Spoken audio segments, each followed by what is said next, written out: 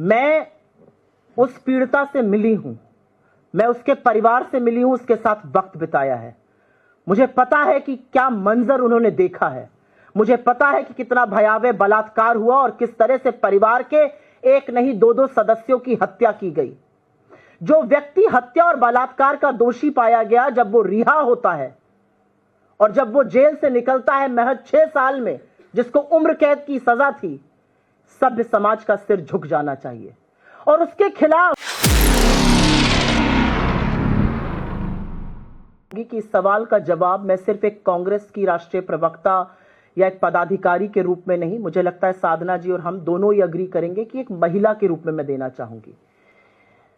मैं उस पीड़िता से मिली हूं, मैं उसके परिवार से मिली हूं, उसके साथ वक्त बिताया है।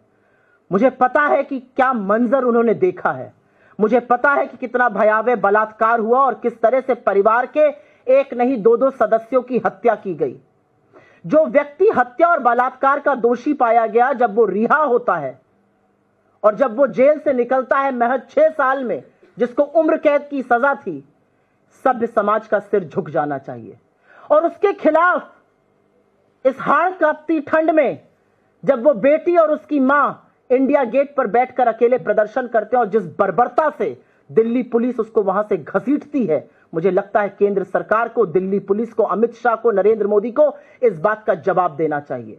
मैं बिल्कुल नहीं भूली हूं कि कुलदीप सिंह सेंगर के खिलाफ उत्तर प्रदेश की सरकार ने तब तक कार्रवाई नहीं करी थी जब तक कोर्ट ने आदेश जारी नहीं किया था। जब इलाहाबाद हाई कोर्ट का निर्देश आया था तब उनके खिलाफ कार्रवाई की गई थी, एफआईआर की गई थी, अन्यथा उनको बचाने का प्रयास किया जाता रहा।